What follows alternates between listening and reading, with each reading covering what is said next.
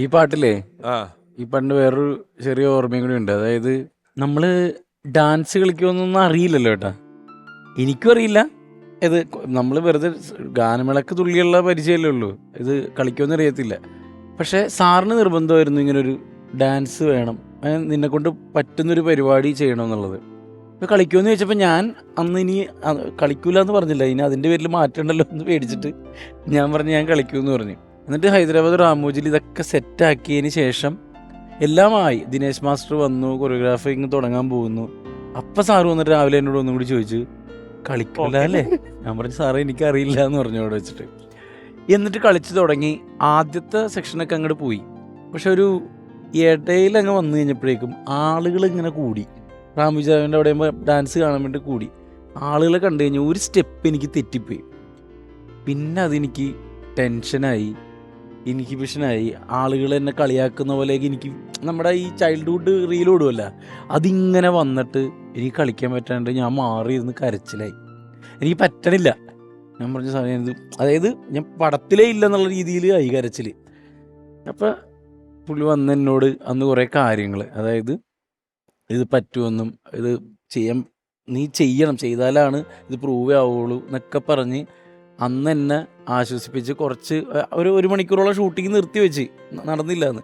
പക്ഷേ അന്ന് ഷാഫി സാറ് പറഞ്ഞ കുറേ കാര്യങ്ങളുണ്ട്. നമ്മൾ അതായത് നീ ചെയ്തേ പറ്റുള്ളൂ, അല്ലാണ്ട് വേറെ വഴിയില്ല എന്നുള്ള കുറേ കാര്യങ്ങൾ. അത് കഴിഞ്ഞിട്ടാണ് ഞാൻ ആ ഡാൻസ് ചെയ്തതൊക്കെ. പുള്ളിയുടെ ഒരു മോട്ടിവേഷൻ അന്നും ഇന്നൊക്കെ ഉണ്ടായിരുന്നു എന്നുള്ളതാണ്. ഇപ്പം നിൻ്റെ കൂടെ തന്നെ എഴുത്തിലും നിൻ്റെ സന്തോഷ സഹചാരിയും സുഹൃത്തും ഒക്കെ ആയിട്ടുള്ള ഷാഫി സാറിനും വളരെ പ്രിയപ്പെട്ട വിഷ്ണു ഉണ്ണികൃഷ്ണൻ, അദ്ദേഹത്തെ ഓർക്കുന്നു. ഞങ്ങളുടെ നാട്ടിലുള്ള മ്യൂസിക് ഡയറക്ടേഴ്സാണ് ബേണി ഇഗ്നേഷ്യസ്. അപ്പോൾ അതിൽ ഇഗ്നേഷ്യസ് അങ്കിൾ എന്നോട് പറഞ്ഞു, പുലിവാൽ കല്യാണത്തിൻ്റെ ഷൂട്ട് നടക്കുന്നുണ്ട്, അവിടെ ചെന്നിട്ട് ഞാൻ പറഞ്ഞാന്ന് പറഞ്ഞാൽ മതി, ഡയറക്ടർ ഷാഫീനെ കണ്ടു കഴിഞ്ഞാൽ എന്തെങ്കിലും റോൾ വരുമെന്ന് പറഞ്ഞിട്ട്. അങ്ങനെ പുലിവാൽ കല്യാണത്തിൻ്റെ സെറ്റിൽ ഞാൻ ആദ്യമായിട്ട് ഷാഫി സാറിനെ കാണാൻ വേണ്ടി ചെല്ലുന്നത്. ഷാഫി സാറിനെ കണ്ടു. അപ്പോൾ ഇങ്ങനെ ഞാൻ വേറെ 1-2 സിനിമയിലൊക്കെ ചെറിയ വേഷമൊക്കെ അഭിനയിച്ചിട്ടുണ്ടെന്ന് പറഞ്ഞു.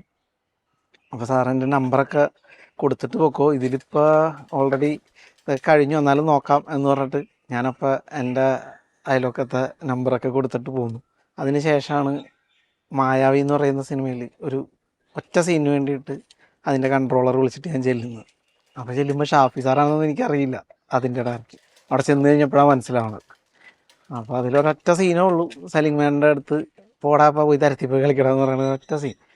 പക്ഷെ അത് ചെയ്ത് കഴിഞ്ഞപ്പോൾ തന്നെ സാറായിട്ട് ഭയങ്കര കമ്പനി ആവുകയും ചെയ്തു.